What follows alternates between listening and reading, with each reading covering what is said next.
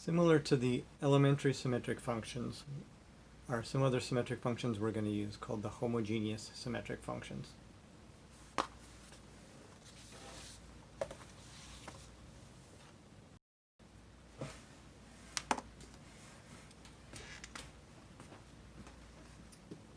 Let's try multiplying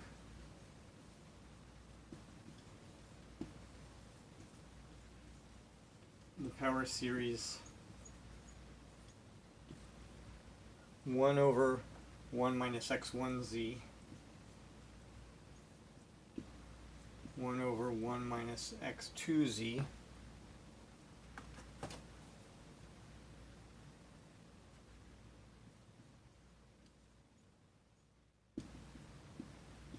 multiplied up to 1 over 1 minus xnz.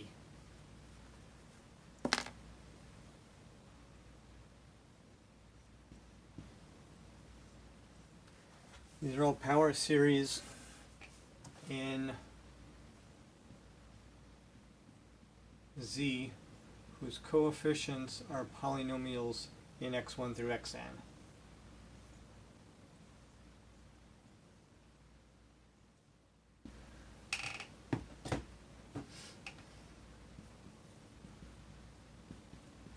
So this power series, the first fraction is 1 plus x1z plus x1 squared z squared plus x1 cubed z cubed,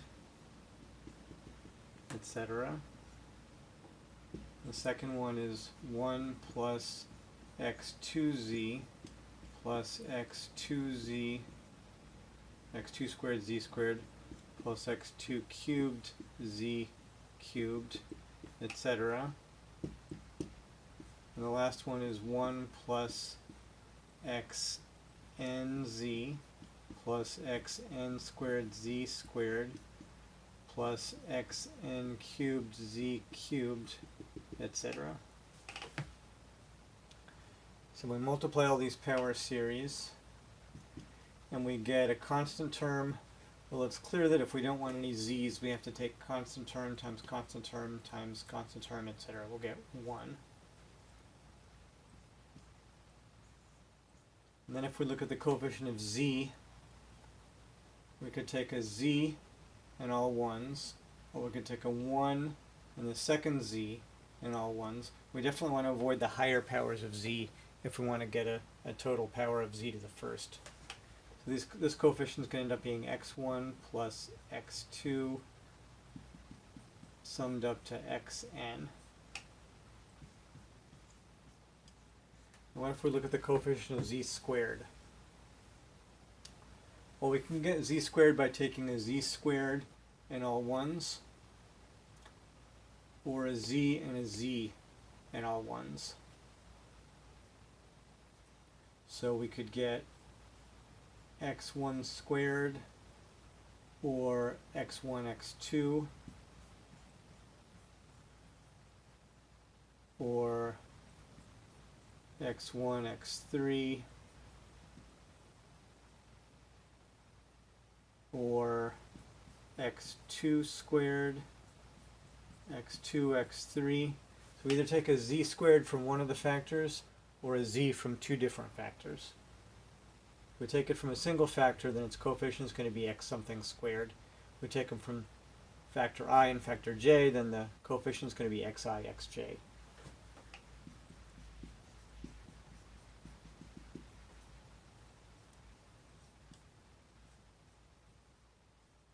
And I guess xn squared is going to be the lexicographically greatest coefficient of z that we'll find in here. And if we look at the coefficient of x cubed, we'll get things like x1 cubed plus x1 squared x2 plus x1 squared x3 plus x1 x2 squared plus x1 x3 squared, because we can get z cubed by taking z cubed from a single factor, and then we get, if we take it from the ith factor, we get xi cubed. Or we could take z squared in one place and z in another place. If we take z squared from the ith factor and z from the jth factor, we get xi squared xj. And then we could take z from 3 different factors. If we take it from the ith factor, jth factor, and kth factor, we get xi, xj, xk next to the z.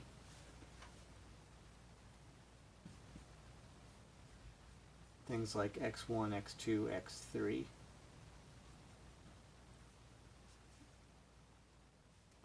Alright, now what is the coefficient of z to the k here?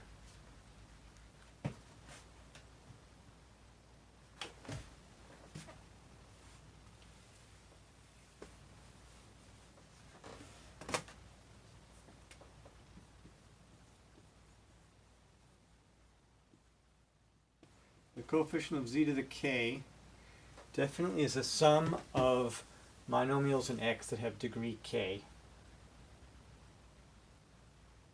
In fact, it's all of them. Because we could either take k from 1 factor or 2 factors or 3 factors, and any way we can think of multiplying x1s through xn's to get something of degree k, we can explain exactly how we got that monomial. If we have x1 a1 times, it means that we went to the ath power here. If we have x2 b times, it means we went to the bth power here, etc. So the coefficient of z to the k is the sum of all monomials of degree k in x1 through xn.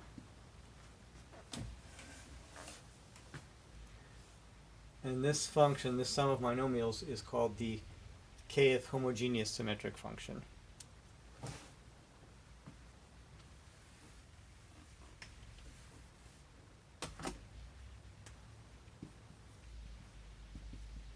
So this is written hk of x1 through xn. It's called the kth homogeneous symmetric function. And it's equal to sum of all possible monomials of degree k. So we could write the lowest indexed one first. Well, let's write them all out, and possibly we'd have a single variable repeated here.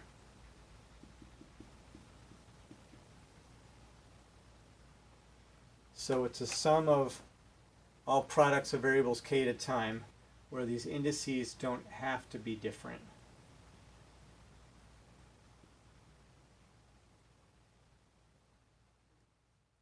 So sum over I1 less than or equal to I2, etc., less than or equal to IK. Maybe I could write this bigger because it's kind of small.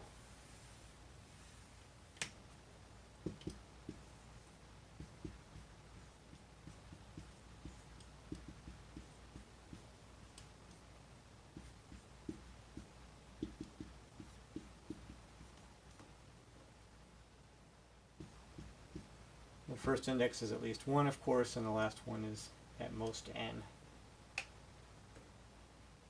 So this is kind of like the sum we wrote for the elementary symmetric functions, except that those indices had to be distinct. So these indices correspond to a weakly increasing sequence, whereas in the elementary symmetric function, the indices corresponded to a strictly increasing sequence.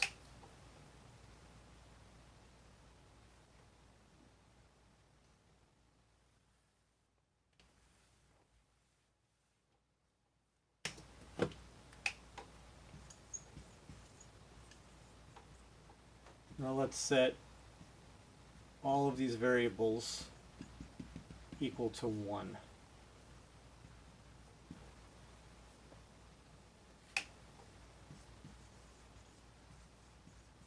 So then the coefficient of z to the k is the number of weekly increasing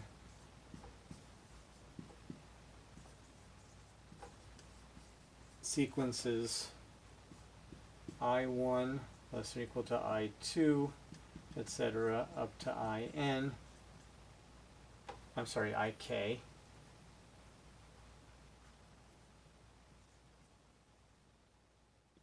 where IK is at most N and I1 is at least 1. And we know what that is. That is N multi-choose K. And the way we got these homogeneous symmetric functions, remember, is we multiplied 1 over 1 minus x1z times 1 over 1 minus x2z, etc., up to 1 over 1 minus xnz. And that with x1 equals x2, with all these x variables equal 1,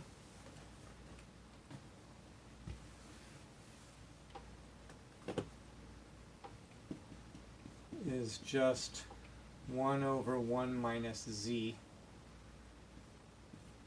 to the nth power.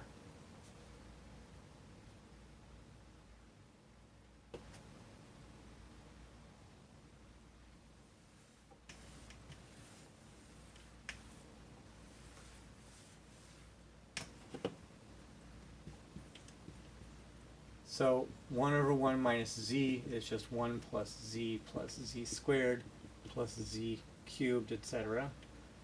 And 1 over 1 minus z squared is, these are all 1 multi-choose 1, 1, sorry, that's 1 multi-choose 0, 1 multi-choose 1, 1 multi-choose 2, 1 multi-choose 3, these are the coefficients. 1 over 1 minus z squared is going to be 2 multi-choose 0 plus 2 multi-choose 1 z plus 2 multi-choose 2 z plus 2 multi-choose 3 z, sorry, this is z cubed and that is z squared, etc.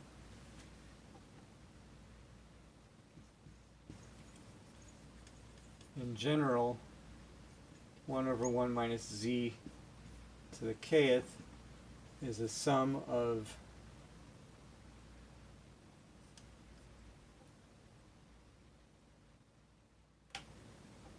k multi-choose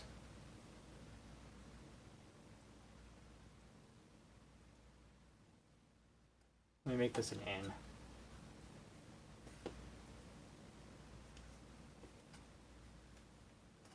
Then I can say n multi-choose k as k goes from 0 to infinity. Now writing out the coefficients,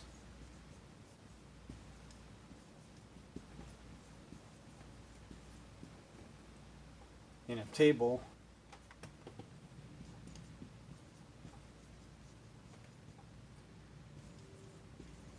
we have 1 over 1 minus z has coefficients all 1.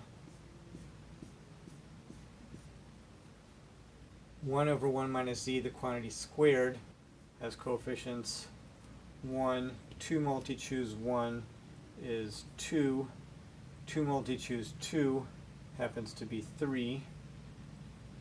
2 multi-choose 3 is 4, etc. And then the next row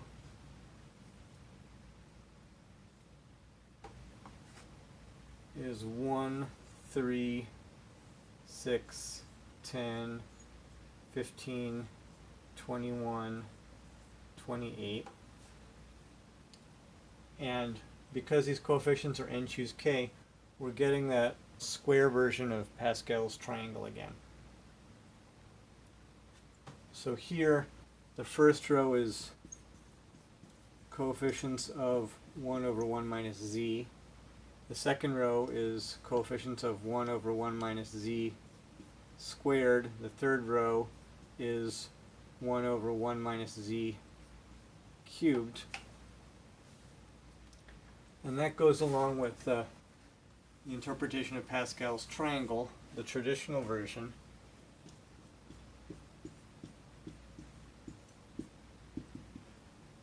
Where these are the coefficients of 1 plus z to the first, 1 plus z squared, 1 plus z cubed,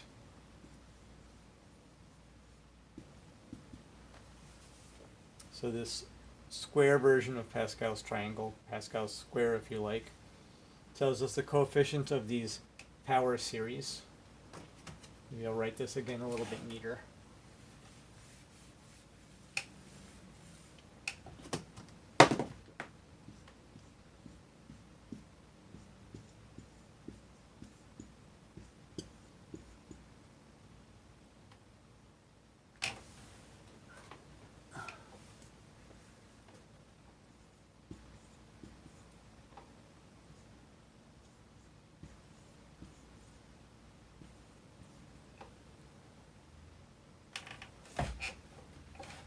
So this is 1 over 1 minus z, 1 over 1 minus z squared, 1 over 1 minus z cubed, 1 over 1 minus z to the fourth coefficients.